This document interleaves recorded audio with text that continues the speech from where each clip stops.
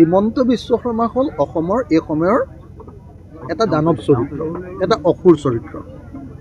সঁচাকৈ যে আমি ভাওনাবিলাকত যে অসুৰবিলাক চাওঁ, ভাওনাত অসুৰটো বধটোৱেই হ'ল ভাওনাখনৰ প্ৰধান উদ্দেশ্য, হয়নে? এইবাৰ 2026 যিখন ভাওনা হ'ব, ইলেকশ্যন হ'ব, সেই ইলেকশ্যনৰ প্ৰধান উদ্দেশ্যটো হ'ল হিমন্ত বিশ্ব শৰ্মা নামৰ অসুৰজনক বধ কৰা। কথাটো আপোনালোকে সকলোৱে বুজিব লাগিব। আমাৰ শংকৰদেৱে যিমান ভাওনা কৰিছে তাৰ মেইন বস্তুটো হ'ল অসুৰবধ, হয়নে? বেয়া শক্তিটোক নাইকিয়া কৰি ভাল শক্তিটোক ওপৰলৈ অনাটোৱে হ'ল কাম।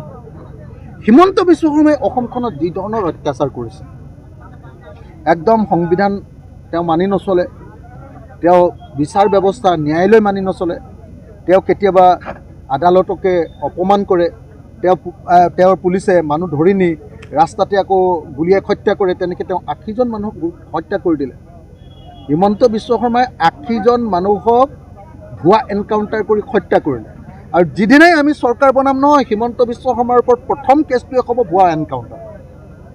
ভুৱা এনকাউণ্টাৰক লৈ গোচৰ হ'ব, ভুৱা এনকাউণ্টাৰক লৈ বিচাৰ হ'ব।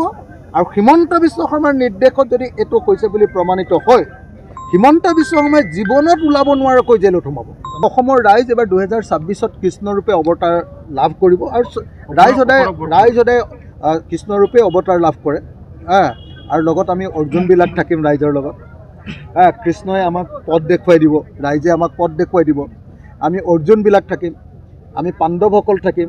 আপোনালোকে জানেই আমাৰ পাণ্ডৱ কোন কোন, সকলোবিলাকে লগ লাগিম।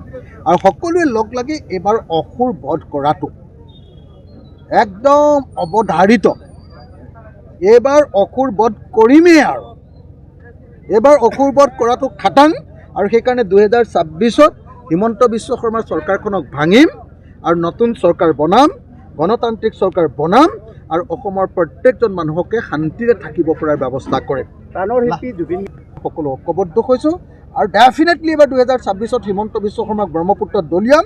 কিন্তু লগতে এটা কথা মনত ৰাখিব দেই, হিমন্ত বিশ্ব শৰ্মাক ব্ৰহ্মপুত্ৰলৈ দলিয়াওঁতে লগত অসমৰ মানুহে গামোচাৰে বান্ধি বদৰুদ্দিন আজমলকো লগত ৰাখিব লাগিব।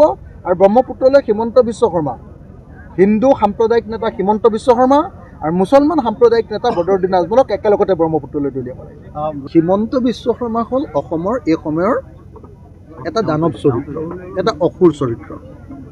সঁচাকৈ যে আমি ভাওনাবিলাকত যে অসুৰবিলাক চাওঁ, ভাওনাত অসুৰটো বধটোৱেই হ'ল ভাওনাখনৰ প্ৰধান উদ্দেশ্য, হয়নে?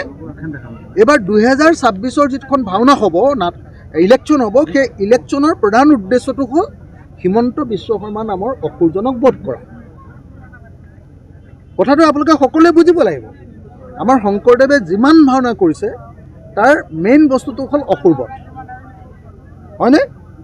বেয়া শক্তিটোক নাইকিয়া কৰি ভাল শক্তিটোক ওপৰলৈ অনাটোৱে হ'ল কাম।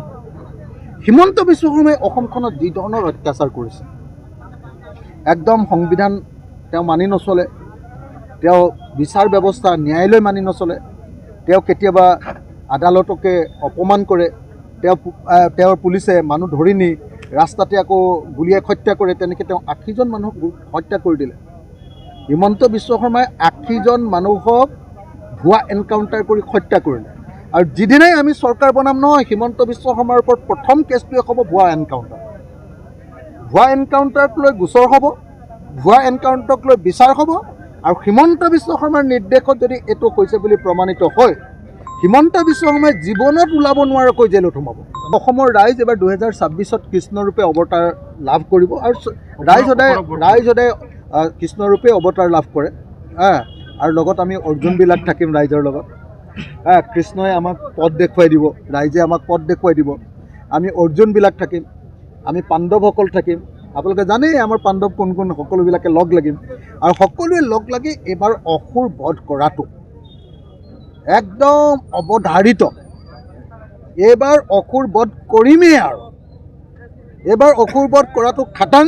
আৰু সেইকাৰণে 2026 হিমন্ত বিশ্ব শৰ্মাৰ চৰকাৰখনক ভাঙিম আৰু নতুন চৰকাৰ বনাম, গণতান্ত্ৰিক চৰকাৰ বনাম, আৰু অসমৰ প্ৰত্যেকজন মানুহকে শান্তিৰে থাকিব পৰাৰ ব্যৱস্থা কৰিম। প্ৰাণৰ শিল্পী জুবিন সকলো ঐক্যবদ্ধ হৈছোঁ। আৰু ডেফিনেটলি এইবাৰ 2026 হিমন্ত বিশ্ব শৰ্মাক ব্ৰহ্মপুত্ৰত দলিয়াম। কিন্তু লগতে এটা কথা মনত ৰাখিব দেই, হিমন্ত বিশ্ব শৰ্মাক ব্ৰহ্মপুত্ৰলৈ দলিয়াওঁতে লগত অসমৰ মানুহে গামোচাৰে বান্ধি বদৰুদ্দিন আজমলকো লগত ৰাখিব লাগিব আৰু ব্ৰহ্মপুত্ৰলৈ হিমন্ত বিশ্ব শৰ্মা, হিন্দু সাম্প্ৰদায়িক নেতা হিমন্ত বিশ্ব শৰ্মা আৰু মুছলমান সাম্প্ৰদায়িক নেতা বদৰুদ্দিন আজমলক একেলগতে ব্ৰহ্মপুত্ৰলৈ দলিয়াব লাগিব।